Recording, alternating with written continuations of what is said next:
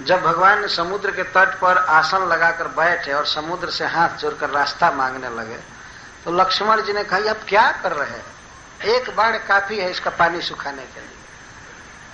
इस तरह से इसको हाथ जोड़ना ठीक नहीं। लेकिन भगवान 3 दिन उपवास किए और 3 दिन उपवास करके समुद्र देवता से मांगते रहे रास्ता। जब नहीं दिया तब भगवान ने कहा कि लक्ष्मण, 2 धनुष बाण, दुष्ट लोग बिना दमन के नहीं मानते। तो वहीं पर भगवान के मुख से वाक्य निकला है, ढोल गवार शूद्र पशुनारी ये सब ताड़न के अधिकार। भगवान ने बताया। इस श्लोक पर बहुत लोगों को चिढ़ है कि ऐसा क्यों लिखा गया, और वो भी भगवान के मुख से हुआ है।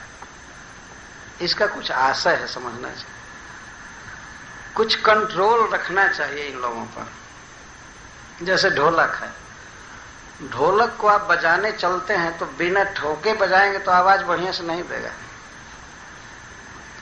बजाने वाले पहले उसको ठोकते हैं हाथ से या हथौड़ा से ठोकते हैं, तब आवाज निकलती। तो आप ताड़न का अर्थ ही नहीं कि लाठी से ठाए ठाए पीटिए उसको। ताड़न का अर्थ समझना चाहिए, क्योंकि पहले ढोल शब्द रखा गया। ढोल गवार शूद्र पशुनारी ये सब ताड़न के अधिकारी। अधिकारी मतलब जो के कैंडिडेट है, इनको थोड़ा सा डांट डपट कर रखना चाहिए, कहने का आशय ये। ताड़न का अर्थ यह नहीं है कि पीटा जाएगा। पीटा ना अर्थ लेंगे तो ढोलक को भी तब पीटना पड़ेगा। तब ढोलक के लिए जैसे ठोकना अर्थ है, तो अन्य लोगों के लिए क्या अर्थ है समझना चाहिए। गंवार व्यक्ति है, मूर्ख है, तो उसको थोड़ा डांट डपट करके रखना चाहिए, और कभी जरूरत पड़े तो एक आध तमाचा दिया जा सकता है, तब ठीक रहेगा। ऐसे ठीक नहीं रहेगा। हाँ उसको थोड़ा इस तरह से रखना चाहिए। और शूद्र अनकल्चर्ड व्यक्ति है तो उसको डांट डपट करके और उस काम में सेवा में लगाना चाहिए। आप अपने ही घर में, अपने ही आश्रम में देख सकते हैं कि ऐसी स्थिति होती है। तो मंगल आरती में नहीं उठने वाले भक्तों के यदि न डांटें तो कभी नहीं उठेंगे। कुछ ऐसे लोग हैं जिनको आदत हो जाती है, प्रसाद रोकिए फिर भी कहीं न कहीं किसी उपाय से खा लेते हैं। ऐसा देखा गया है ना, तो उनको जरा ठोक ठाक ठीक रखना चाहिए। ठोकने का मतलब बहुत डंडा छड़ी से मारे न। और नारियों को भी स्वतंत्र नहीं छोड़ना चाहिए। मनु महाराज ने कहा है कि विवाह के पहले उसे पिता के अधीन रहना चाहिए और विवाह के बाद पति के अधीन। जिमी स्वतंत्र भय बिगरहि नारी। एक जगह रामचरितमानस में आया है कि महावृष्टि चली फूटी कियारी, जिमी स्वतंत्र भय बिगरहि नारी। वो भी भगवान के मुख से कहलवाया गया है। भगवान वर्षा ऋतु का वर्णन कर रहे हैं लक्ष्मण से, तो कहते हैं महावर्षा होने पर क्यारियां फूट जाती हैं और पानी बह जाता है, जैसे स्त्रियां स्वतंत्र होने पर बिगड़ जाती हैं। जिमी स्वतंत्र भय बिगरहि नारी। कुछ भगवान ने साइकोलॉजी बनाया है, यह किसी व्यक्ति विशेष पर आक्षेप नहीं किया जा रहा है। और इसके द्वारा यह भी समझना चाहिए कि समग्र स्त्रियों के लिए नहीं कही जा रही बात। स्त्रियों में भी बहुत बड़ी बड़ी स्त्रियां हुई हैं जिनके सामने पुरुष कुछ नहीं। श्रीमद् भागवतम में पहला ज्ञान, पहली स्तुति महारानी कुंती के मुख से दी गई, और गोपियों ने जो भगवान के विषय में कहा है उसके मुकाबले तो कोई गीत है ही नहीं। तो एक जनरल आइडिया दी जा रही है, स्त्री को अपने पति के अधीन रहना चाहिए, और कदाचित ये वो अधीन नहीं रह रही है तो उसको थोड़ा डांट डपट करना चाहिए। और आज के युग में तो मार नहीं सकते, लेकिन एक आध गाली दे सकते हैं तो कुछ ठीक रहेगी। यही काफी है। ताड़न का ये अर्थ है, धमकाना, डराना। लेकिन इसका अर्थ लोग लेते हैं बस ताड़न माने डंडा उठाओ और ढोलक को चाहे किसी को मारे, कोई अर्थ है बताइए? समझना चाहिए। तो भगवान उस समय अपनी प्रिया के विरह में थे और समुद्र पर उन्होंने क्रोध भरी दृष्टि से देखा, तो भगवान के लाल लाल आंख करते ही समुद्र का पानी उबलने लगा। बाण नहीं चलाना पड़ा और लगा कि समुद्र के सफर आने लगे। पानी ही जब उबलने लगा गर्म होकर के तब कौन रक्षा कर सकता है? तब समुद्र मूर्तिमान होकर के भगवान के चरणों में आकर गिर गया, हमारी रक्षा कीजिए, मैं तो मेरा निर्माण आपके पूर्वजों ने किया है, सगर महाराज के पुत्रों ने, इसीलिए उसको सागर कहते हैं। तो हमारी मर्यादा है, हे प्रभु आपके प्रताप से मैं इसे आगामी राजा लोग जब दिग्विजय करते हुए आएंगे साउथ इंडिया दक्षिण भारत, तो लोग देखेंगे आपकी महिमा की भगवान ने सेतु बनाया था।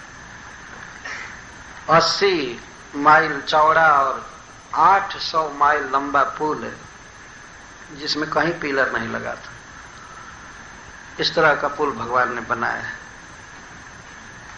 एक बार एक जगह व्यक्ति बहस कर रहा था, ये कौन बड़ा काम है, भगवान ने ऐसा क्यों किया, कितने जीव मरने लगे, क्यों गर्म कर दिए पानी। मैं कहा तुम उस फेज को सुन रहे हो लेकिन इस पर ध्यान नहीं दे रहे हो कि दृष्टि में क्या शक्ति है भगवान की कि समुद्र व्यापी जल खौलने लगा, उबलने लगा। संसार के सारे वैज्ञानिकों को बुलाओ और एक साथ एक लोटा पानी पर उनको दिखवाओ, गर्म हो जाएगा पानी। लोग खूब क्रोध में हो करके और देखे, पानी गर्म हो जाएगा। वही देखते देखते ठंडा हो जाएंगे, उनकी आंख अंधी हो जाएगी, पानी गर्म नहीं होगा। भगवान के आंखों में सर्व शक्ति है। अंगानि जस्य सकलेन्द्रिय वृत्तिवंती पश्यन्ति पान्ति कलयन्ति चिरम जगन्ति।